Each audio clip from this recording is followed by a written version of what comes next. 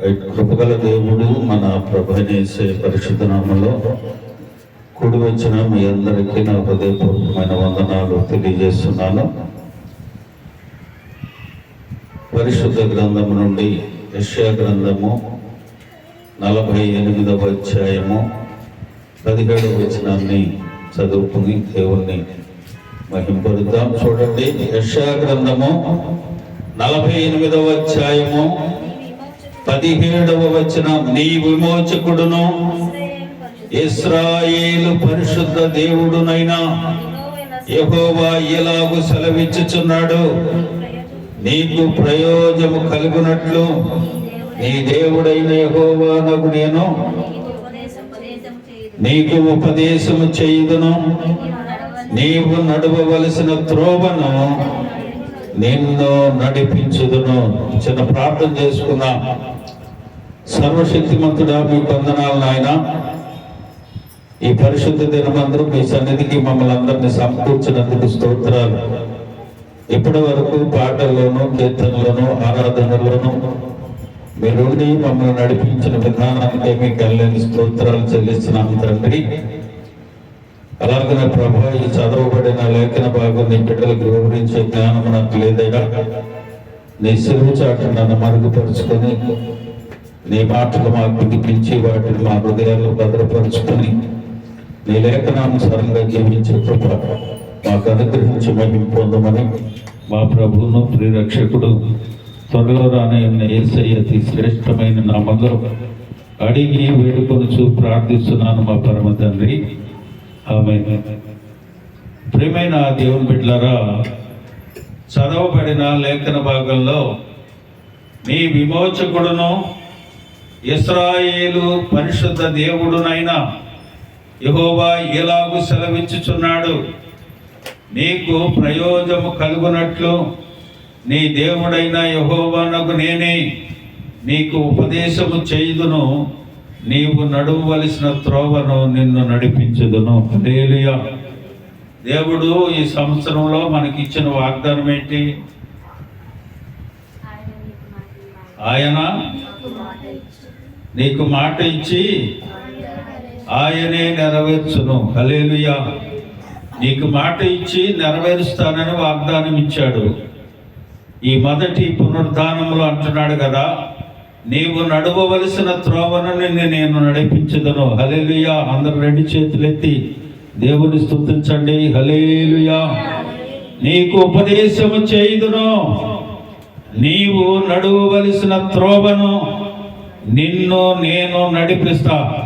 ఈ 2025 సంవత్సరంలో ప్రభువు మొదటి పునరుద్ధాన దినమందు మనతో మాట్లాడుతున్న మాట, నిన్ను ఏ రీతిగా నేను నడిపించాలో, నిన్ను ఏ రీతిగా నేను నడిపించుకొని తీసుకొని వెళ్ళాలో, నీకు ప్రయోజనం కలుగునట్లు నీ దేవుడైన యెహోవానగు నేనే నీకు ఉపదేశం చేస్తాను, నీవు నడువవలసిన త్రోవను నిన్ను నడిపిస్తాను. హల్లెలూయా.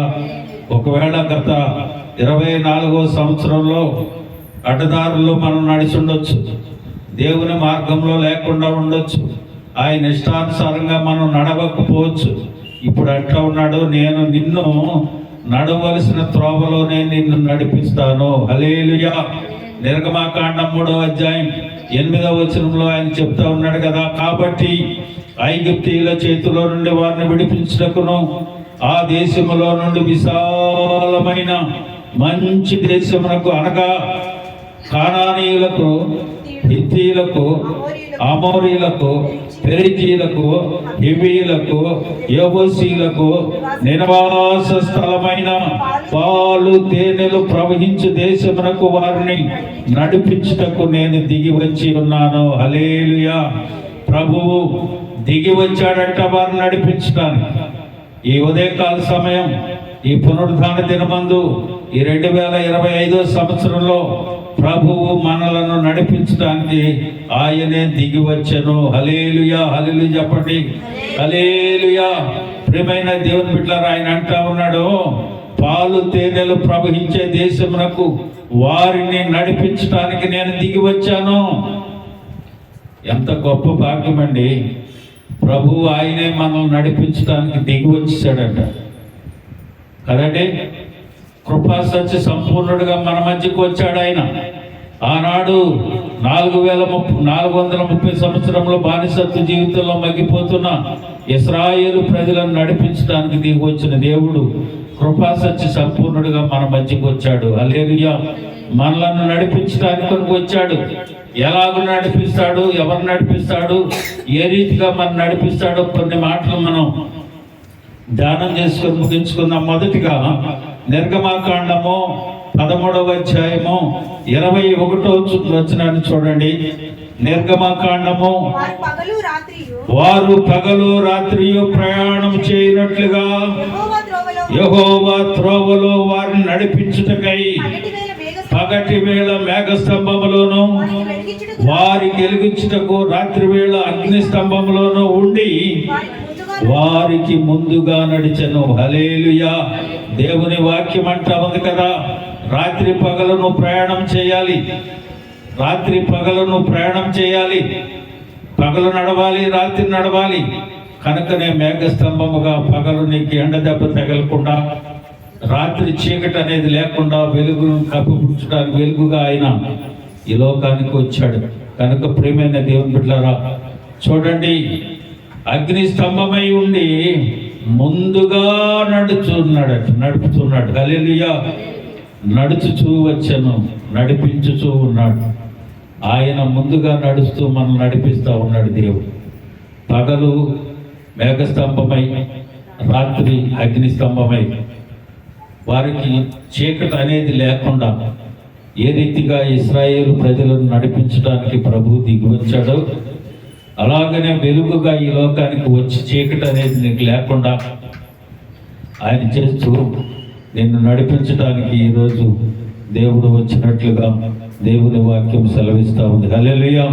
కనుక ప్రియమైన దేవుని బిడ్డలారా, ఆయన అగ్ని స్తంభముగా మేఘ స్తంభముగా మన మధ్యుండి చీకటి అనేది లేకుండా, భయం అనేది లేకుండా మనతో ఉండి మనలో ఉండి ఆయన అంటున్నాడు, ఏమంటున్నాడు, ఎక్కడ 2-3 కూడి నా నామాన్ని స్తుతిస్తారో వారి మధ్యలో నేను ఉంటాను. హల్లెలూయా. కనుక ప్రియమైన దేవుని బిడ్డలారా, భయపడవలసిన పని లేదు. వాగ్దానం చేసిన వాడు నమ్మదగిన దేవుడు, మాట ఇచ్చి తప్పే దేవుడు కాదు. ఆయన మనుష్యుడు కాదు, సమస్తము చేయగల సమర్థత కలిగిన దేవుడు మన దేవుడు. హల్లెలూయా. ఇర్మీయా గ్రంథము 31వ అధ్యాయము 9వ వచనాన్ని చూడండి. వారు ఏడ్చుచూ వచ్చెదరు, వారు నన్ను ప్రార్థించుచుండగా నేను వారిని నడిపించుదును. వారు తొట్టిల్లకుండా చక్కగా పోవు బాటను నీళ్ల కాలువ యొద్ద వారిని నడిపించుదును. ఇశ్రాయేలునకు నేను తండ్రిని కానా, ఎఫ్రాయిము నా జ్యేష్ఠ కుమారుడు కాడా. వారు ఏడ్చుచూ వస్తారు, వారు నాకు ప్రార్థన చేయగా వారిని నేను నడిపిస్తా. గత సంవత్సరంలో దుఃఖము వేదన బాధతో నువ్వు ప్రభు సన్నిధికి వస్తే ఆయన అంటూ ఉన్నాడు కదా, నేను వారిని నడిపిస్తాను. వారు త్రొట్టిల్లకుండా చక్కగా పోవు బాటను నీళ్ల కాలువ యొద్దను వారిని నడిపిస్తాను. హల్లెలూయా. ప్రియమైన దేవుని బిడ్డలారా, ఒకవేళ గత 2024 సంవత్సరంలో దుఃఖము వేదన బాధ కలిగి ఉంటే, నీరు లేని చోటను ఉంటే నీళ్ల కాలువ యొద్దను వారిని నేను నడిపిస్తాను అంటున్నాడు. ఈరోజు నీవు దేవుని వాక్యాన్ని నమ్మితే ప్రభు సన్నిధిలో ప్రార్థించయ్యా, ఎంత గొప్ప భాగ్యాన్ని నాకు ఇస్తున్నావు. గత సంవత్సరంలో నేను దుఃఖంలో ఉన్నా, బాధలో ఉన్నా, వేదనలో ఉన్నా, నీవు అంటున్నావు కదా, నా ఎద్దుకు వస్తే ఏమంటున్నాడు ఆయన, నేను వారిని నడిపిస్తా. వారు ఏడ్చుచూ వచ్చేదరు, నన్ను ప్రార్థించుచూ ఉండగా. ఊరికి వచ్చేస్తే కుదరదు, దేవుని సన్నిధిలో ప్రార్థించాలి. రాత్రి మీకు చెప్పాను, ఎక్కడ చేశాడు, ఎలా చేశాడు, ఎందుకు చేశాడు, ఎన్నిసార్లు చేశాడు, ఎక్కడుండి ప్రార్థన చేశాడు, ప్రభు ఎలాగో అతను కార్యం చేశాడు అనే విషయాన్ని రాత్రి తెలియజేశాను మీకు. ప్రియమైన దేవుని బిడ్డలారా, ఒకవేళ నువ్వు దుఃఖపడుతూ దేవుని సన్నిధికి వస్తే ఆయన అంటున్నాడు, నేను వారిని నడిపిస్తా. నేను నడిపించడమే కాదు, తొట్టిల్లకుండా చక్కగా పోవు బాటలో వారిని నడిపిస్తాను నేను. అంతేకాదు, నీళ్ల కాలువ యొద్ద, హల్లెలూయా, నీళ్ల కాలువల యొద్ద వారిని నడిపిస్తాను అని అంటున్నాడు. ప్రియమైన దేవుని బిడ్డలారా, దేవుని సన్నిధిలో ప్రార్థించి ప్రభువుని వెతికి ఆయన పాదాలు పట్టుకొని వేడుకుంటే ప్రభువు తప్పక నీ కార్యం నెరవేరుస్తాడు. చూడండి 78వ కీర్తన 53వ వచనం. 78వ కీర్తన 53. వారు భయపడకుండా వారిని సురక్షితముగా నడిపించెదను, వారి శత్రువులను సముద్రములో ముంచివేసేదను. హల్లెలూయా. ఎలా నడిపిస్తాడంటే ఆయన పగలు పగలు మేఘస్తంభమై, రాత్రి అగ్నిస్తంభమై. అలాగే నేను ఏడుస్తూ దేవుని సన్నిధికి వస్తే చక్కగా నిన్ను నడిపిస్తాడు. అంటే త్రొట్టిల్లకుండా చక్కగా నిన్ను నడిపించడమే కాదు, నీళ్ల కాలువని యొద్ద నడిపిస్తాడు.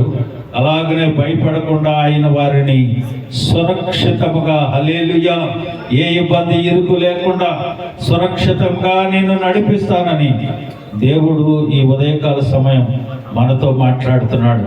ఈ మాటలు నువ్వు నమ్మితే, దేవుని సన్నిధిలో మోకరించి ఆయన పాదాలు పట్టుకుని వేడుకుంటే ప్రభువు నిన్ను సురక్షితంగా నడిపిస్తాడు. హల్లెలూయా. చూడండి, కీర్తనకారుడు కీర్తన గ్రంథం 53వ కీర్తన 52వ వచనం. కీర్తన గ్రంథం 53, 52. అయితే గొర్రె వలె ఆయన తన ప్రజలను తోడుకొని పోయెను, ఒకడు మందను నడిపినట్లుగా అరణ్యములో వారిని నడిపాను. హల్లెలూయా. గొర్రెల కాపరి అయి ఆయన మనల్ని నడిపిస్తాడు. ఒక మందను నడిపించినట్లుగా నడిపిస్తాడు. ఆయనే మనకు కాపరిగా ఉండి నడిపిస్తాడు. అప్పుడు నువ్వు, యెహోవా నా కాపరి, నాకు లేమి కలగదు, పచ్చిక గల చోట్లను ఆయన నన్ను పరుండ చేయించున్నాడు, శాంతికరమైన జలముల యొద్ద నన్ను నడిపించున్నాడని నువ్వు చెప్పగలుగుతావు. హల్లెలూయా.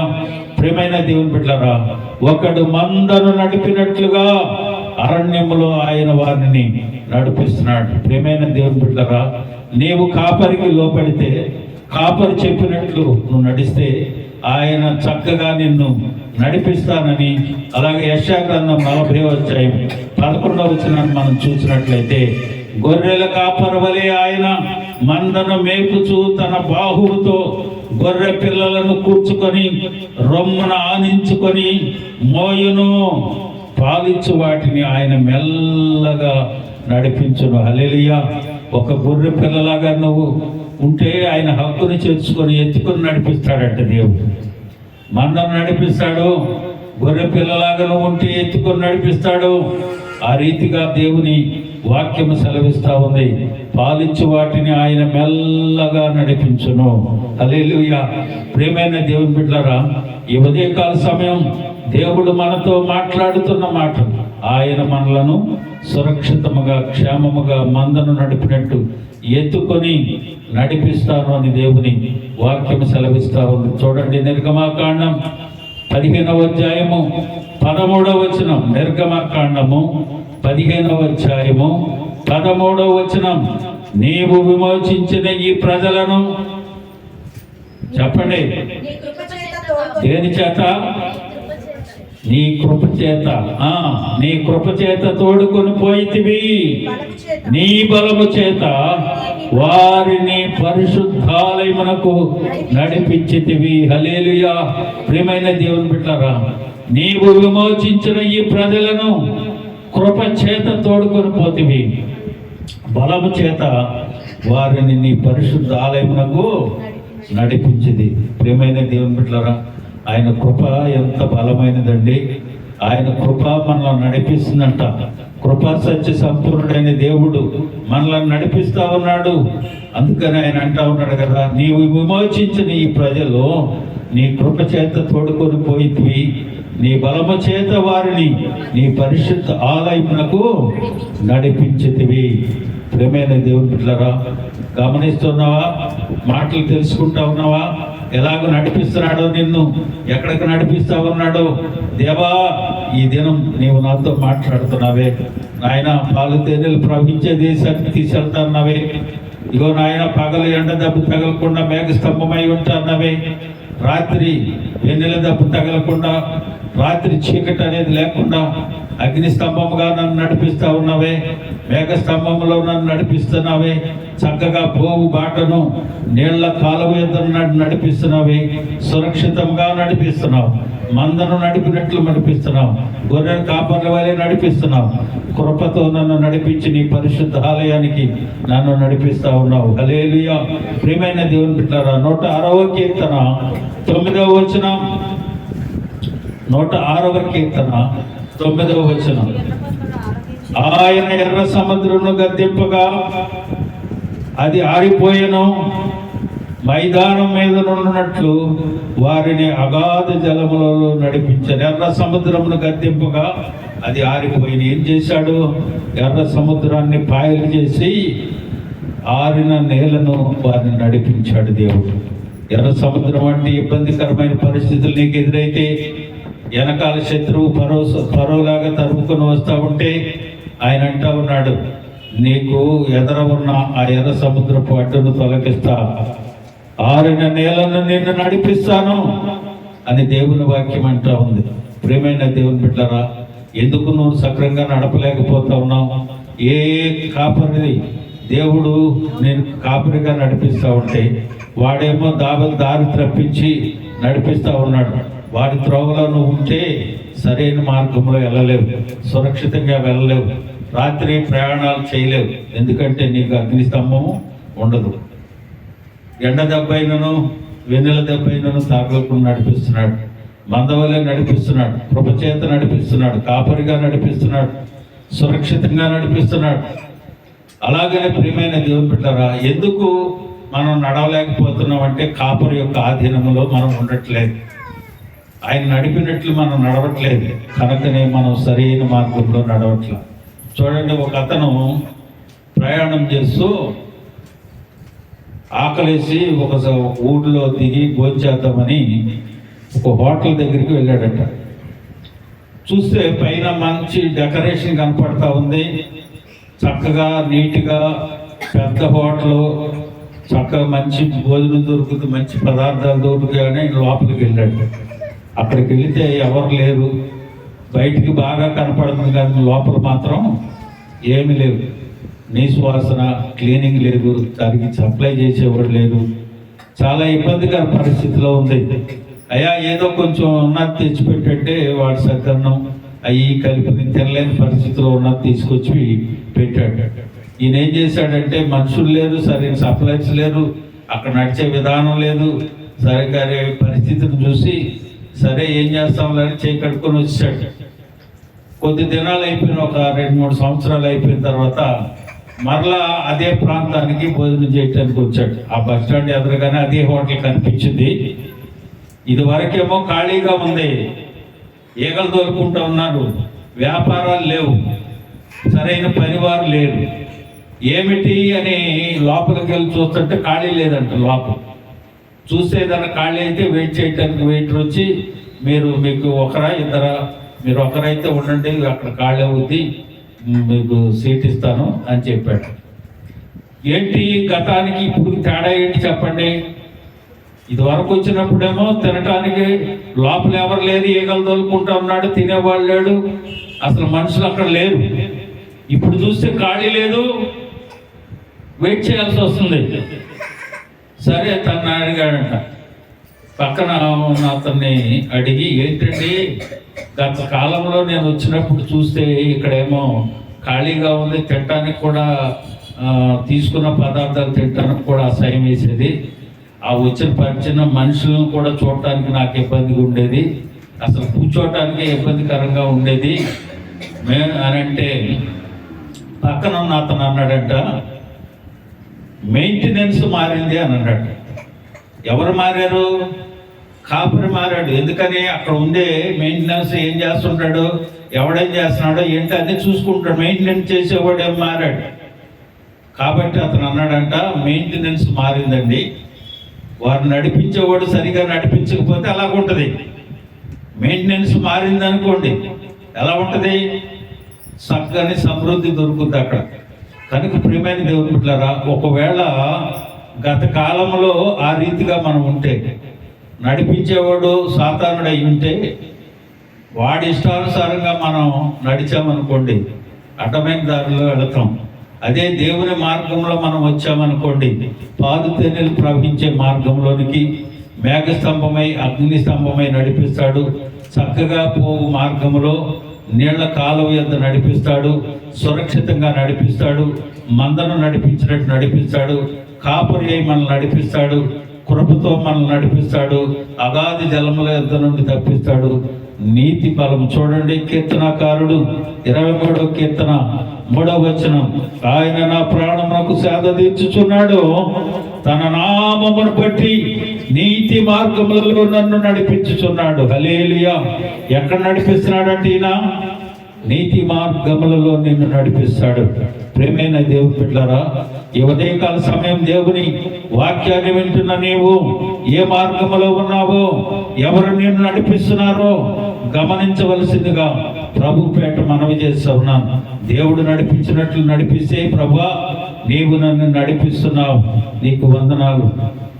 లేదంటే వాడి నుంచి వచ్చి యేసయ్య పాదాల మీద పడి, ప్రభువా నీవు నన్ను నడిపించు అని ప్రార్థన చేసుకున్నాం. చివరిగా చూడండి ఒక వాక్యం చెప్పి నేను ముగించేస్తాను. యోహాను సువార్త 16వ అధ్యాయం 13వ వచనం.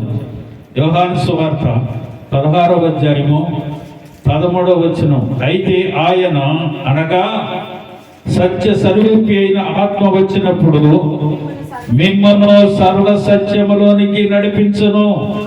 ఆయన తనంతట తానే ఏమియు బోధింపక వేటిని వినెనో వాటిని బోధించి సంభవింపబోవు సంగతులను మీకు తెలియజేయును. హల్లెలూయా. ఆయనే అనగా సత్య స్వరూపైన ఆత్మ వచ్చినప్పుడు ఏం నడిపిస్తాడట? సర్వ సత్యములోనికి మనల్ని నడిపిస్తాడట. హల్లెలూయా. ప్రియమైన దేవుని బిడ్డలారా, మొదటిగా ఆయన ఒక్కడికి నడిపిస్తాడు, పాలు తేనెలు ప్రవహించే దేశానికి. ఎలా నడిపిస్తాడు? పగలు మేఘస్తంభమై, రాత్రి అగ్నిస్తంభమై నడిపిస్తాడు. చక్కగా పోవు బాటను, నీళ్ల కాలువ ఎద్దును మనం నడిపిస్తాడు. సురక్షితంగా నడిపిస్తాడు. మందను నడిపినట్లు నడిపిస్తాడు. గొర్రెల కాపరి వలె నడిపిస్తాడు. కృపతో నడిపిస్తాడు. అగాధ జలముల నుండి తప్పించి నడిపిస్తాడు. నీతి మార్గంలో నడిపిస్తాడు. సర్వ సత్యములోనికి మనల్ని నడిపిస్తాడు. హల్లెలూయా. ఆ మార్గంలో మనం పయనించటాన్ని, ఆ మార్గంలో నన్ను నడిపయ్యా, ఈ 2025 సంవత్సరం నేను నీకు అప్పగించుకుంటున్నా. నా కాపరిగా నువ్వు నడిపించు, నా కాపరిగా నువ్వు ఉండి నన్ను నడిపించని ప్రార్థన చేసుకుందాం. అందరూ తల వంచండి, కళ్ళు మూసుకోనండి. ఆయన నడిపించడానికి ఆయన మనం అర్పించుకుందాం.